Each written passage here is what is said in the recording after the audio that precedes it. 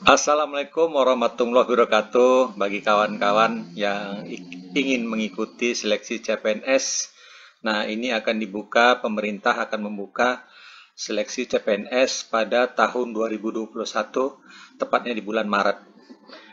Nah, seleksi ini sangat menarik karena formasi yang akan dibuka itu sekitar 1,2 juta formasi. Nah, ini jadi cukup banyak formasi yang dibuka. Jadi, kamu-kamu pasti memiliki kesempatan lebih luas atau lebih besar untuk bisa mengikuti dan bisa lulus dalam seleksi ini. Jadi, apa yang perlu kamu lakukan? Nah, untuk bisa lulus seleksi tahun 2021. Jadi, bagi kawan-kawan yang tidak lulus di tahun 2019, jangan berkecil hati, ada kesempatan di tahun 2021, tepatnya di bulan Maret. Jadi, tidak begitu lama, tinggal beberapa bulan lagi.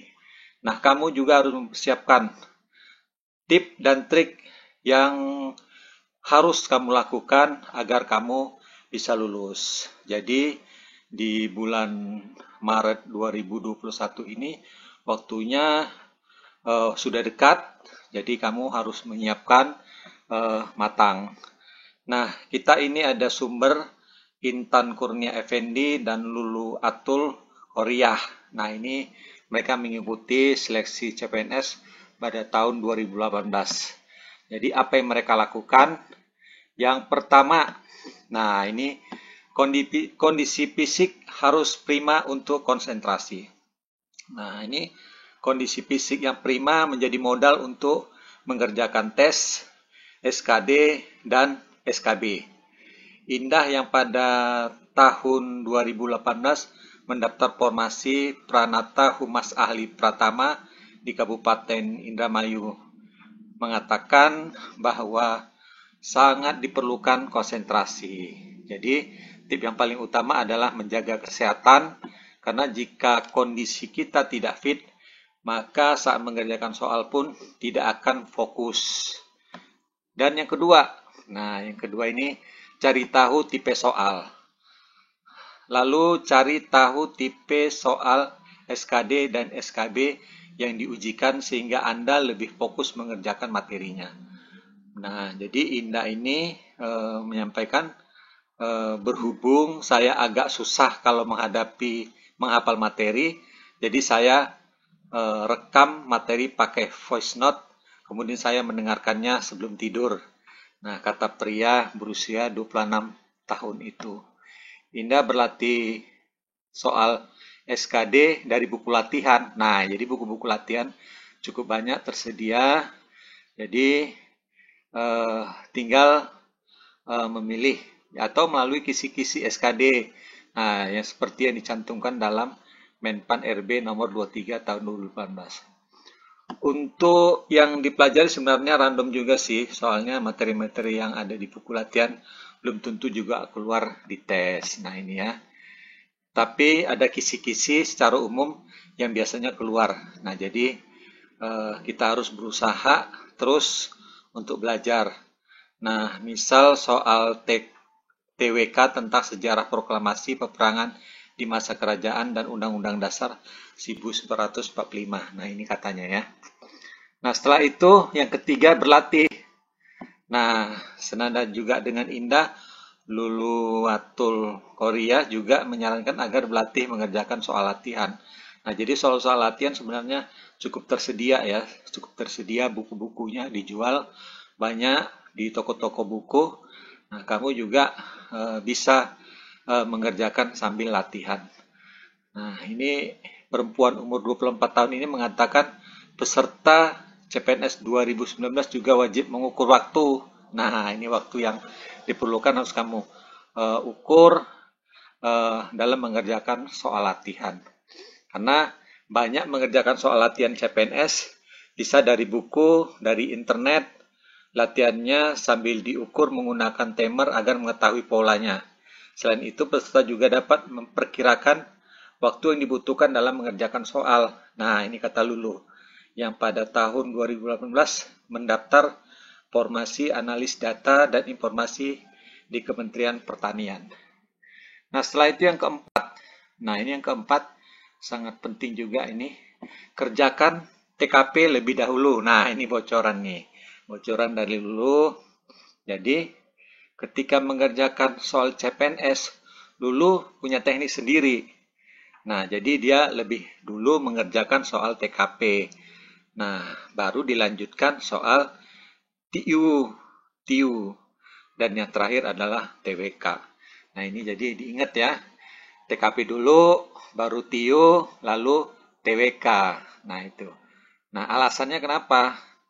Karena TKP membutuhkan konsentrasi lebih. Jadi, kamu baru ujian itu kan masih fit. Jadi, konsentrasinya lebih. Dan, nah setelah itu, apabila baru mengerjakan soal, fokus peserta masih bagus. Nah, jadi kan kamu masih fit, masih seger, jadi kerjakan TKP dulu agar konsentrasinya terfokus. Nah, kalau sudah mengerjakan TKP, nah karena biasa soal itu kalimatnya panjang sehingga butuh fokus agar tidak perlu membaca soal berkali-kali. Tapi harus diingat waktu juga, jangan terlalu lama berkutat di satu soal. Kalau sekiranya susah banget, lewati saja dulu. Nah, itu ya.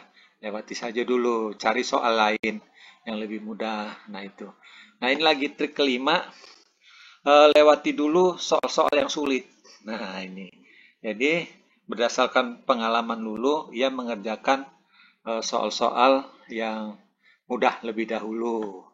Jadi, ada soal yang mudah, nah itu dikerjakan. Toh juga nilainya kan sama kan. Nah, setelah itu soal-soal yang sulit juga ditandai, nah untuk dikerjakan kembali. Nah, jangan ditinggalkan aja ya, dikerjakan kembali.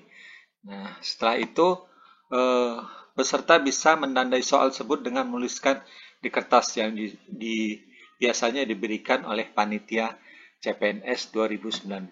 Nah, itu ya. Jadi, panitia memberikan kertas tersebut karena peserta memerlukannya saat mengerjakan soal hitungan pada TIU. Nah, itu.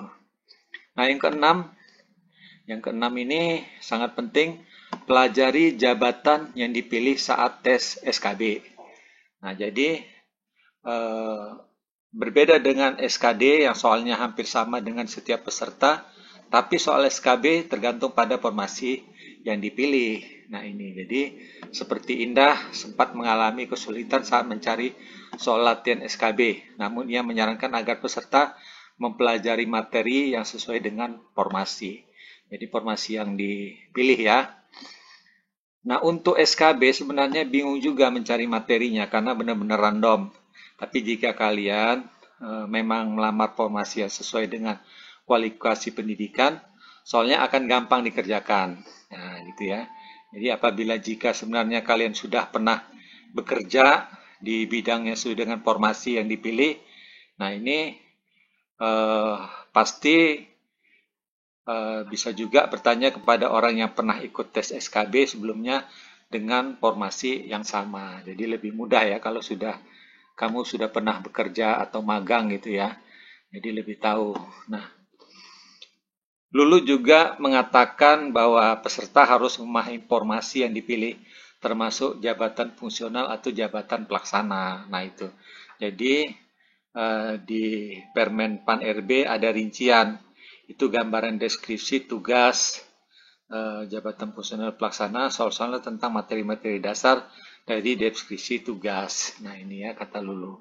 Nah, yang ketujuh, nah ini sangat penting nih. Bergabung di grup medsos peserta. Nah, ini biasanya peserta punya grup WA atau grup apa, grup Facebook. Nah, ini juga harus ikut karena ada informasi-informasi yang tumbuh atau lahir dari percakapan-percakapan peserta di grup. Jadi, kamu juga bisa tidak ketinggalan informasinya itu ya. Nah, setelah itu ada tip lainnya yang kamu juga harus tahu, datang ke lokasi tes jangan terlalu mepet dengan waktu ujian. Nah, ini jadi kamu bisa tahu di mana tempatnya, di mana bangku kamu. Jadi kamu juga tidak terlalu canggung atau grogi. Nah, setelah itu makan sebelum ujian. Nah, jadi jangan sampai perutnya keroncongan, tidak konsentrasi. Jadi makan dulu ya. Nah, habis itu bawa dokumen persyaratan untuk berjaga-jaga seperti ijazah, SKCK, akreditasi universitas, dan lain-lain. Nah, simpan persyaratan itu secara baik agar tidak kehujanan, rusak, maupun hilang. Nah, setelah itu download kartu ujian dan kartu akun di handphone. Jika mendadak harus memprint ulang, peserta CPNS sudah ada persiapan. Nah, itu ya, di download ya. Nah, setelah itu yang kelima, perlengkapan lainnya seperti alat tulis dan kartu identitas. Nah, ini harus dibawa. Nah, bagi yang sakit-sakitan, bawa obatnya bila sakit mendadak. Nah, setelah itu yang ketujuh, persiapkan kemeja putih, celana, rok hitam, dan sepatu pantofel dari sekarang. Nah, pakaian tersebut akan terus dipakai sehingga akhir proses pemberkasan. Nah, jadi itu aja ya. Jadi kamu mulai sekarang sudah bisa menyiapkan apa yang dibutuhkan nanti waktu seleksi. Karena waktunya juga tidak terlalu lama lagi di bulan Maret 2021. Ya, terima kasih.